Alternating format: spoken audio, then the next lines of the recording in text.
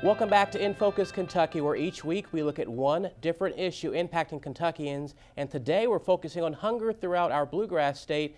This past week we traveled to the McConnell Center at the University of Louisville to speak with Commissioner of Agriculture Ryan Quarles about the Kentucky Hunger Initiative. And he told us that solving Kentucky's hunger issue is a top priority for him, especially because 1 in 6 Kentuckians are facing it.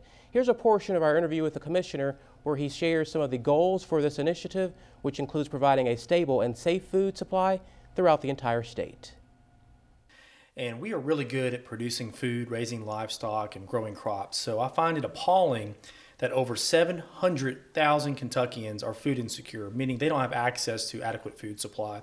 We can do a better job. Commissioner Ryan Quarles launched the Kentucky Hunger Initiative back in 2016, which is the first of its kind to bring together farmers, charitable organizations, faith groups, community leaders, and government agencies, all to create new ways to address Kentucky's hunger problem. Just in the past 2 years, since we started the Kentucky Hunger Initiative, we have changed the state law. We now have the strongest food donation law in the country. We have secured food from our livestock group, something that we're trying to build momentum with. We had 156 chest freezers donated to our food pantries, and right now we're currently working on a series of other initiatives to help not only improve the amount of food coming in, but also the quality that's donated. During Quarles' visit to the U of L campus, he discussed many topics related to helping fight against hunger, including public policy issues and the role of healthcare and education in rural and urban parts of Kentucky. The face of hunger is a surprising one. A lot of people may have stereotypes or attach a stigma to being hungry, but chances are you know somebody that's suffering from food insecurity, but they're not going to show it because they're embarrassed about it. Well, one thing we found out is that Kentucky's making a name for itself. In fact, we have had so many proactive policy changes, as well increasing in the volume of food being donated, that other states are looking towards Kentucky when it comes to how they address food insecurity. We know for a fact that right now, at least a couple other states are using our language to change their food donation laws to replicate what Kentucky's doing. We're back with Dr. Allison Gustafson and Amanda Hagee of the University of Kentucky's Stop Hunger Group, whose mission is to lead the war on hunger at the school and both work within the Department of Dietetics and Human Nutrition. Thanks again for joining us. Thank you. And I know that a conversation we've been having is about Commissioner Quarles, who said that many Kentuckians don't have adequate food supply. Allison, is that something that you've seen with some of the research you've been working on? Yeah, I think we just want to make sure that clean that definition. It's not as though we don't have food. What it is it's adequate, and that's what the commissioner is really addressing, is that there's an imbalance in what most of our residents have access to and what's affordable for most of our residents. It's typically chips and soda and that type of product, and it's not as though that can't fit into a diet, on a weekly basis, but overall we're seeing many Kentucky residents surviving on kind of those empty calorie foods.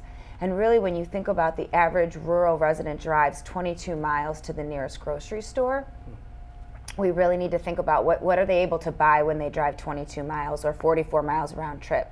They're not maybe thinking to buy apples, which wouldn't last very long. They want to buy shelf stable or things that would last for a long time. And so one thing that I'm hoping the commissioner and the rest of our state is committed to is keeping local grocery stores in local communities and shelving those grocery stores with produce and food items. And we have a really great grant working with in Clinton County and Greenup County and some other counties with adolescents. And we know that if you provide adolescents in school with access to water, with access to fruits and vegetables, they buy it. I have text messaging pictures of adolescents picking the salad when it's offered to them. And so I think if we can really continue to work at the great work that we've already been accomplishing about getting access for schools with fruits and vegetables, we know that kids will pick it. If it's not forced on them, but it's part of a conversation, a part of a collaborative, we know that people will buy those items if it's something that they want to be buying. Right, and I know that the commissioner also said that over 700,000 Kentuckians, or 1 in 6, face hunger throughout the state. Do you think that number is worse in maybe parts of eastern Kentucky? I think that's probably an underestimate. I think sometimes people don't want to admit that they go without food, or they don't want to admit that their children go without food. So from what I've understood, it's actually a little bit higher in certain parts of the state. But we don't want to victimize parts of the state. We don't want to make them feel bad as though, oh, they're doing it wrong. There's so many great opportunities in Eastern Kentucky. There's a big, strong pull for gardening. People really want to encourage their other younger generations to garden.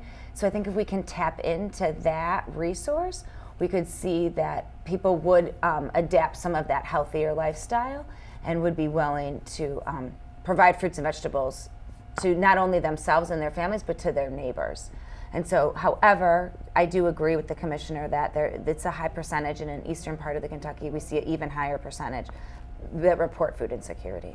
Gotcha. Now, Amanda, I know when we talked with Commissioner Quarles, he also mentioned the importance of about 156 chest freezers were donated to some food banks across the state. So how does food banks play into this whole initiative to help stop hunger? In reaching individuals and combating hunger and food insecurity, it is important to think about offering, as Allison said, fresh food, and you need refrigerator storage in order to do that. But what's really ironic about solving hunger is it doesn't lie just in providing food alone. It includes offering economic opportunities so that communities can become fresh food self-sufficient. Appreciate your time so far here on In Focus Kentucky, and we've got some more with Allison and Amanda talking about hunger here on In Focus Kentucky. I think we're going to have a lot of discussions about federal policy this year. We're going to have a Kentucky federal delegation has a lot of influence on federal legislation in 2018, including Senator McConnell.